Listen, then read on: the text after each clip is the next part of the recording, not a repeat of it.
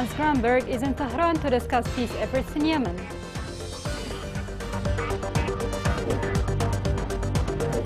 As Iran and Saudi Arabia set to resume diplomatic relations, Yemen crisis remains the biggest test of that deal. Head of Ummah meets the local authority in Hodeidah and discusses violations against civilians.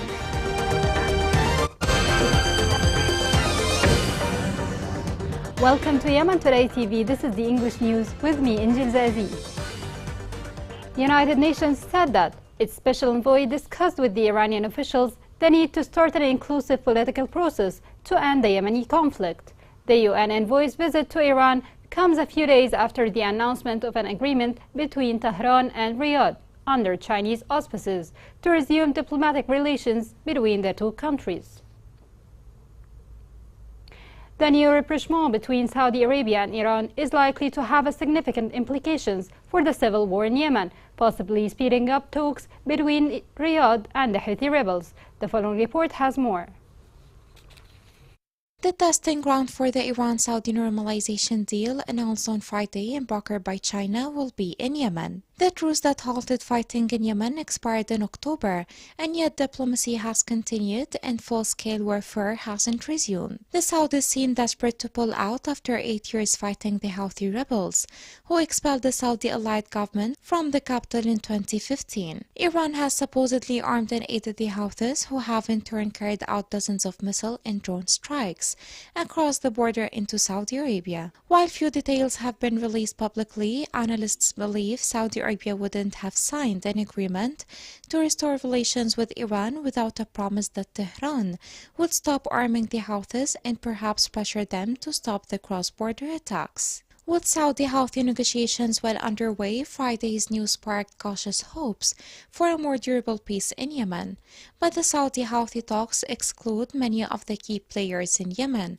The UN hopes they'll set the stage for intra-Yemeni talks, an uncomfortable echo of the failed peace process in Afghanistan. It remains to be seen whether the agreement between Saudi Arabia and Iran will change the course of the conflict. A deal to extend the truce collapsed in October when the Houthis demanded the Saudis to pay the salaries not just of government workers but also of soldiers in the areas they control, effectively insisting Riyadh fund the opposing army. The Houthis are sticking with their maximalist demands and are likely willing to resume fighting to consolidate control. Some within the movement have already noted that they don't take their orders from Tehran. While the pause in fighting has brought some relief for civilians, Yemen's economy remains shattered, travel within the country is difficult and dangerous, and the humanitarian crisis is far from over. There is a huge psychological impact in people not knowing whether there's going to be a return to conflict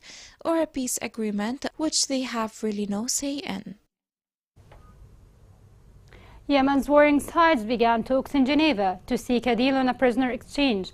Yemeni, especially families of prisoners and abductees, hope that such talks would make a breakthrough and they can have their beloved ones after years of detention. This report has more. The Yemeni government expressed its desire for a prisoner swap agreement to be finalized before the beginning of Ramadan. Government and Houthi militant talks are taking place in Switzerland. Hans Gramberg, the UN representative for Yemen and the International Committee of the Red Cross, are presiding over them.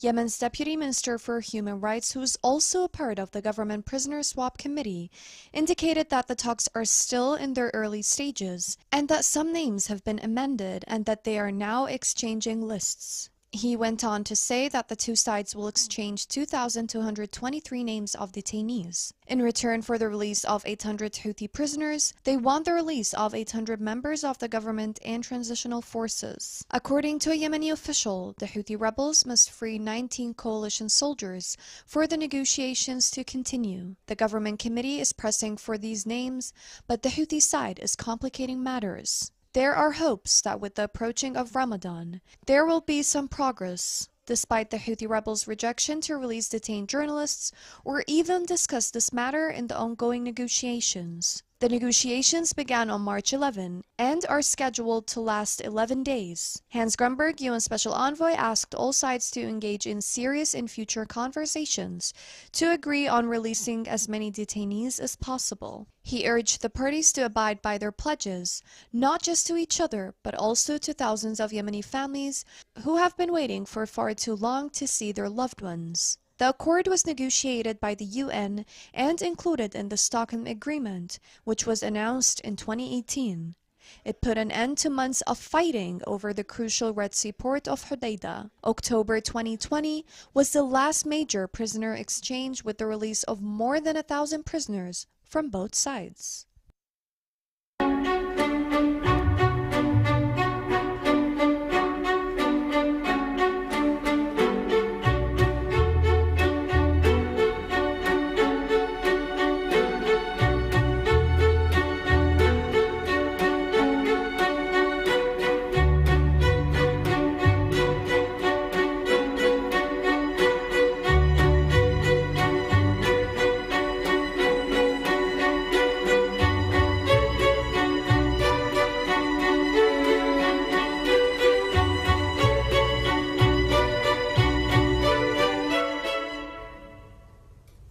The United Nations expected that an oil tanker will arrive in early May to rescue the spill from the decaying Safer oil tanker off the coast of Hodeidah in the Red Sea.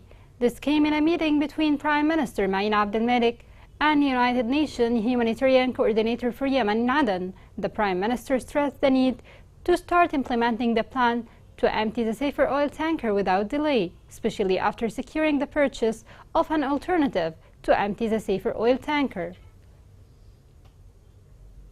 The head of the UN mission to support the Hodeidah Agreement visited the southern districts in Hodeidah for the first time since his appointment. During the visit, he met with the local authority in the city and discussed a number of issues. This report has more on the story. This work and helping their own community. Michael Berry, the head of the United Nations mission to support the Hodeidah Agreement, made the first visit since the mission took over in 2018. UNMAHA's head of mission met with members of the International Committee of the Red Cross and the representatives of the Yemeni government. To be here with the community of Tihama, a community that needs help, that needs a presence, and of course to be here with the RCC, with the military contingent, and to listen to all the challenges that they face there. But the most important thing is that we keep progressing now. He discussed ways of strengthening relations between the UNMAHA and the Yemeni government, including the expansion of the mission's monitoring on both sides of Hodeidah front line. Berry expressed his regret at the continued landmine incidents, which affect the most vulnerable people in Hodeidah society. There are so many challenges for us. We have discussed all of this, particularly mine action, particularly the conflict, the need for peace in the region, and we must all build towards peace. And I must work with both parties to try and find that path forward and to be here. But for me, it is just a very special occasion. The head of UNMAHA also met with the governor of Hodeidah, Al-Hassan Tahir. In the meeting, the local authority reviewed a number of issues related to the ongoing Houthi terrorist practices against civilians and denounced the silence of the United Nations on the Houthis' continued crimes against civilians, its military violations along the front lines located in the south of Hodeidah, as well as its continued laying of mines in many areas of the governorate.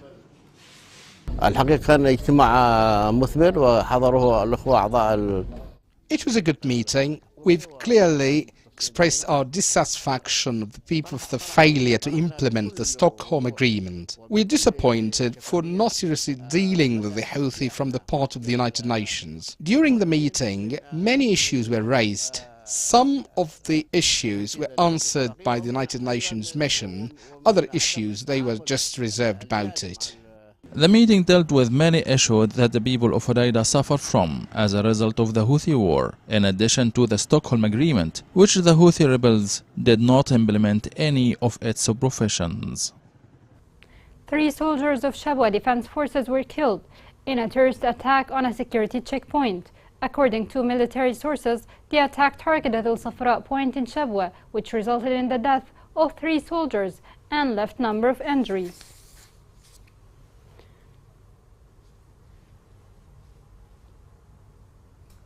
The UNICEF has confirmed that more than 2 million severely malnourished children in Yemen are in need of medical care. The UN mission in Yemen said malnutrition deprives millions of children in Yemen of their health, with 2.2 million children suffering from severe acute malnutrition and more than 540,000 children suffering from severe malnutrition. The international community must act quickly to provide the necessary care and support.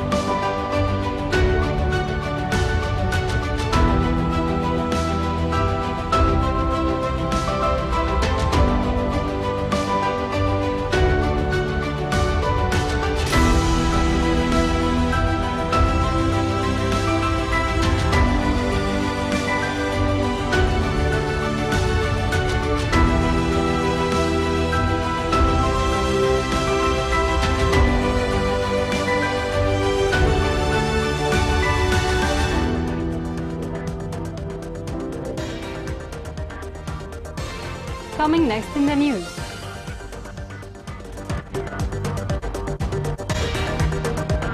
Youth Initiative in Aden organized a fine arts gallery to support mentally ill patients.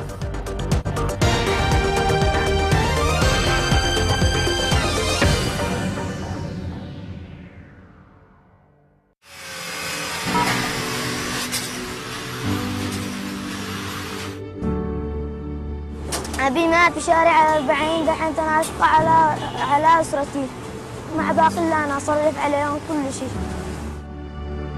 أنا اسمي أنس وصيب سيف عمري 12 سنة.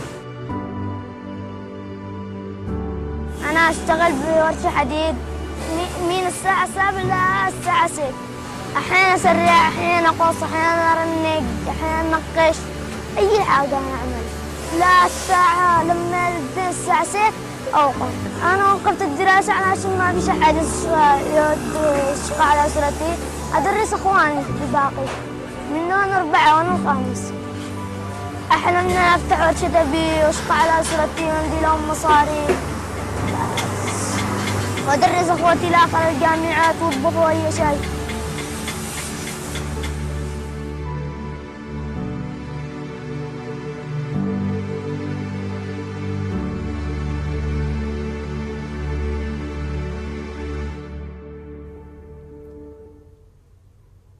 Welcome back. At the 52nd session of the UN Human Rights Council in Geneva, Saudi and Yemeni human rights groups highlighted the violations committed by the Iran-backed Houthi militia against journalists. This report has more on this. Saudi and Yemeni human rights organizations attending the United Nations Human Rights Council's 52nd session in Geneva have shed light on the crimes committed by Iran-backed Houthi rebels against journalists. According to a human rights conference conducted at the Swiss Press Club in Geneva, militants have perpetrated over 1,500 crimes against Yemeni journalists in the last 7 years. The event, Houthi Violations Against Freedom of Opinion and Expression, was organized by the Humanitarian League for Rights and the Dutch Center for Human Rights. The symposium urged the international community to put pressure on the militias to promptly and unconditionally free journalists sentenced to death. They also emphasized the importance of putting an end to crimes and abuses against journalists in Yemen. Nabil al-Usaidi, a member of the Yemeni Journalist Syndicate, stated that the Houthis committed over 1,500 crimes against journalists between 2015 and 2022. Killings, attempted murder, incarceration, and torture, he alleged, were among the Houthi violations. At least 4 journalists have been condemned to death by the militias, who have also trashed and seized the headquarters of publications and news websites. Journalist Ghamdan al-Yusufi reported 51 breaches, including direct killing, sniper assaults in areas of conflict, and the use of journalists as human shields. The arrest of 14 journalists has also been noted. 10 of the captives were later released, while the remaining 4 faced the death penalty. Al-Yusufi reported evidence of 103 kidnappings and the suspension of over 200 websites and 100 newspapers. He also emphasized his colleagues' physical and psychological suffering while being incarcerated in Houthi jails and detention facilities. According to the Yemeni Minister of Information, the Houthi group committed crimes against 160 journalists, most of whom were subjected to enforced disappearance and torture, including 49 dead and thousands displaced. Many media institutions, including broadcast stations, newspapers, news websites, and radio stations, have been looted, while several news websites have been blocked. Many news outlets have been subjected to threats, confiscation of their equipment belongings, and suspension of salaries. UNESCO held a meeting on Yemen at its headquarters in the French capital, Paris. The delegate of Yemen to UNESCO reviewed the difficult conditions that Yemen is going through at the level of education infrastructure, curricula, and dangers facing Yemeni children. The delegate of Yemen warned against the dangers of looting and destroying the cultural heritage and smuggling antiquities, calling for an international donors conference to support UNESCO's work sectors in Yemen.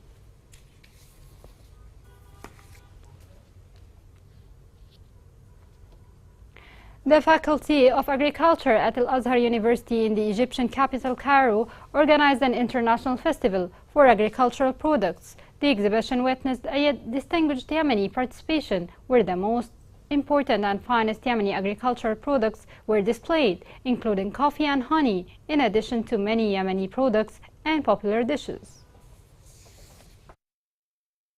We have here some of our food. It's a Yemeni food, a famous food in Yemen. Some of rice and meat and meat with honey. It's just made in Yemen. The Youth Social Initiative, in partnership with the General Education Psychiatric Hospital in Aden, held the first art exhibition for plastic artists as psychological support for patients and helping them alleviate their suffering. More on the story is within this report.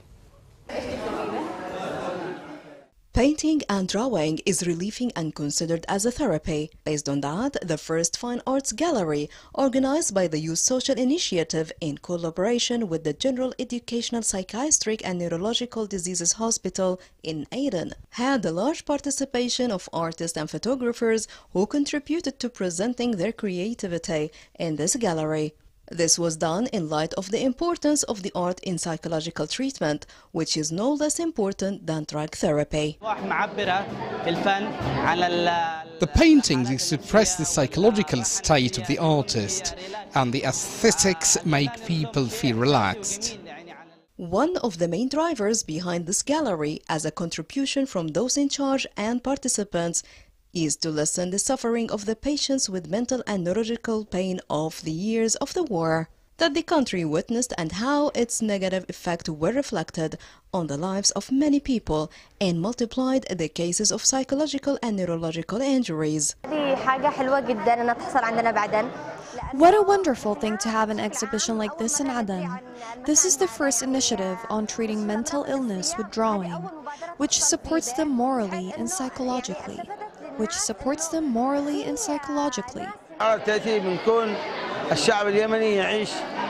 importance of the exhibition comes from the fact that the Yemeni people have been living in a state of chaos and conflict for 9 years. This has negatively affected their lives directly or indirectly, especially the elderly people, children and women. According to statistics of the World Health Organization, 60% of Yemenis suffer from diseases and psychological problems. This gallery is in support of young people in the hospital.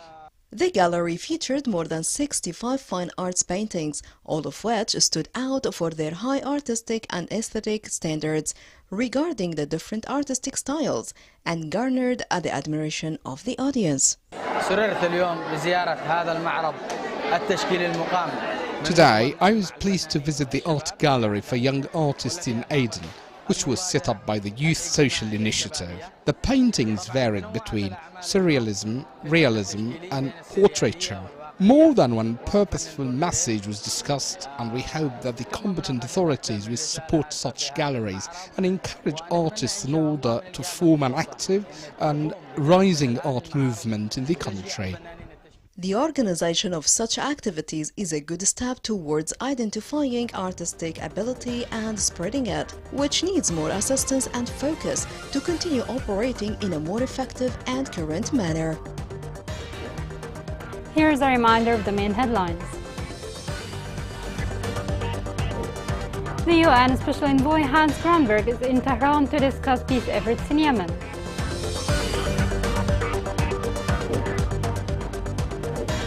As Iran and Saudi Arabia set to resume diplomatic relations, Yemen crisis remains the biggest test of that deal. Head of UNMEHA meets the local authority in Hodeidah and discusses violations against civilians.